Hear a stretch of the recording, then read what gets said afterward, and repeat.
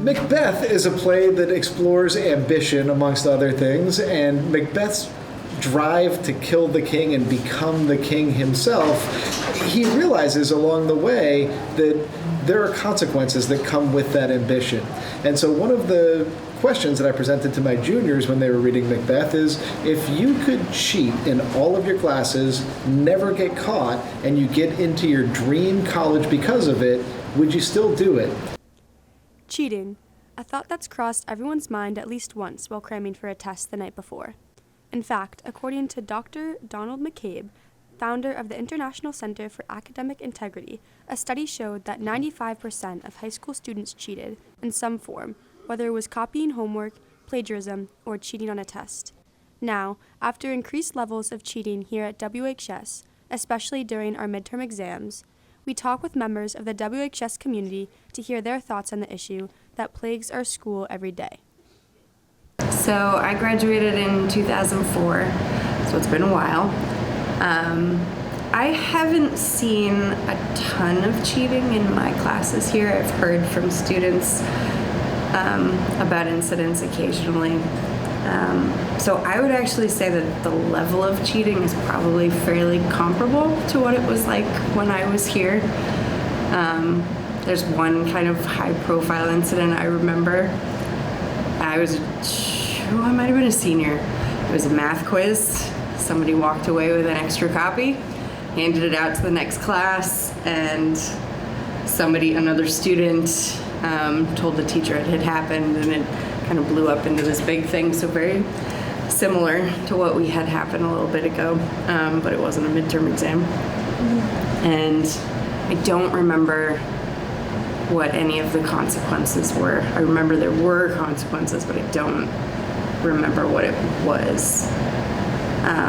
What I do remember a lot of is kind of like the small everyday cheating that I do see a lot. So like somebody forgets to do their homework and is like scrambling to copy somebody else's right before class. Or you have two classes taking a test in one day, 4 periods apart, and 6th period knows all about what's on it before they show up. So that kind of stuff went on all the time. So that's probably pretty much the same. As far as the evolution of cheating, I think students still cheat probably the same kind of percentage basis, but I think the evolution would be with technology.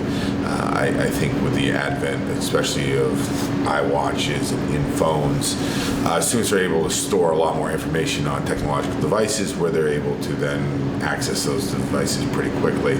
So I think that would be probably the evolution, the thing that would be changing. As I said earlier, I think the tools have changed. You know, when I was in high school, cheating took different forms. We didn't have computers, so now it's evolved.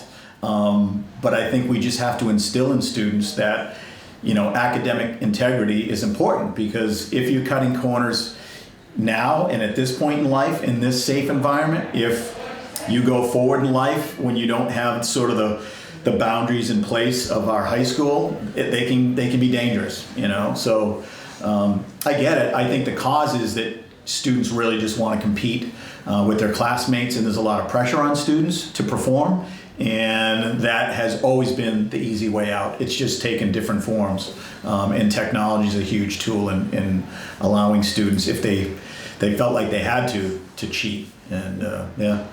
Say like ChatGPT does, is that allows for a student to come up with a response very, very quickly and then submit that response online. So that's again one of those evolutions that we're talking about, just like the iPhone. It's that technology, how that technology is being used. So the key is trying to find out how we can use the technology to support students rather than students using it as a way out of actually learning. That's the name of the game, and that's hopefully the goal. You know, we don't want to be the gotcha police and like, hey, we caught you doing things. we're oftentimes called in after the fact when something happens, whether it's bullying or cheating, to sort of do the digital forensics on, what happened and where, who said what. But that's never a fun experience to do, and it's one of those things that we really don't want to do. I mean, we just hope that the problem went away, and what's the root of the problem, whether it's cyberbullying or cheating. Those are two things that our department, we have enough to do. We prefer not to do it, but we've often had to do some of that work to get to the root of what happened and who did what and who cheated. I had a former student who was at college send me an essay before I even knew about any of this stuff and just asked, what would you give this as a grade, which I thought was kind of strange. And I read it, and it was on Pride and Prejudice, and it was kind of nebulous in general. And I was trying to be nice, and I said, I'd give it a B-, but the truth is probably more like a C+. I think that's the level that those essays are writing right now. So I don't think they're writing A essays. A lot of the quotations are off, and they say things that are just sort of generally true about the books. So, do I think they're a problem for a student that just wants to avoid all work and can pass a class with them? Yeah. Do I think they're going to help people earn A's right now? No. Could they in the future? Yeah. So that's why we do so many of our assignments in class with a passage you haven't seen before. So yeah. But it's also made it easier to catch cheating at the same time, because you can just Google quotes and find things pretty quickly. The Google Classroom is not that great at catching stuff. I usually find it on my own, but so I don't know that the amount of cheating has changed. The way that people cheat has changed because of technology. And why do you think the students cheat? That's an excellent question. It's a loaded question. A lot of pressure. Pressure. And they feel pressure from some force, maybe internal or maybe external, that they want to do well. I think they cheat for a lot of reasons. I mean, I think ambition is part of it, but I think it's a misconception about what the purpose of school is. And the purpose of school is not to get grades. The purpose of school is to learn and to teach yourself how to think. And so I think students oftentimes look only at the end result, the grade, and miss the lesson. I don't think this is unique to students. I don't think that students who cheat are evil or bad people. I think they're giving in to temptation. I think there's too much pressure on earning grades in high school instead of just earning the skills. So yeah, all of those things working together.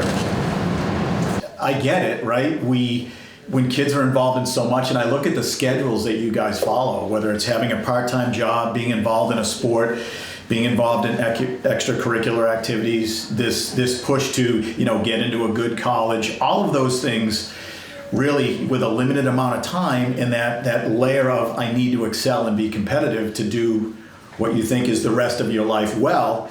I get why that happens, and it's understandable. It's not excusable, but I think that's why it happens. I think a lot of it has to do with the amount of pressure that you guys are under to perform all the time.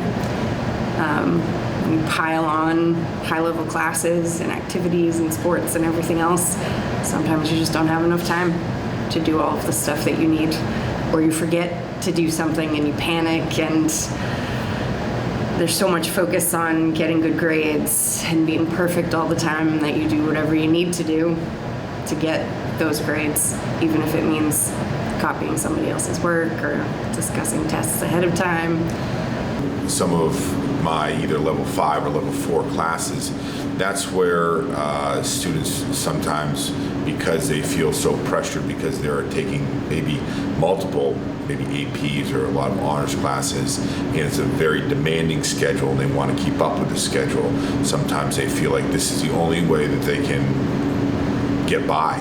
And that's unfortunate, because that's another conversation to have about schedule and timing and organization. But that is that is a major issue. I definitely think students try to cheat in my class. I don't think I'm above that. I try to discourage it. I give a lot of multiple choice reading quizzes. and I definitely see wandering eyes, and I will tell students to keep their eyes on their own paper. It's tough to call somebody out specifically. In the past, when I've done that, the student vehemently denies that they were looking anywhere, and unless I was to have it on tape or something, it would be my word against their word. You know, and I'm trying to make the class as fair as possible, and I don't think most students cheat, and so I want to honor and be fair to those students that don't cheat by discouraging as best I can the students that might be inclined to cheat. Mainly it's just kind of to feel better about themselves, you know, to make themselves feel like they're a better student than they really are. And I think that, you know, it's morally, at least, you know, cheating is not the right thing to do. I'd rather take a bad grade on a test than to cheat on it. So, you know, I think it's just better for the community in general, and for NHS as a society. As a society, it makes sense that, you know, being honest about all your hours, because, you know, it is a voluntary thing. You don't have to be in NHS. So. People are imperfect. People give in to temptation.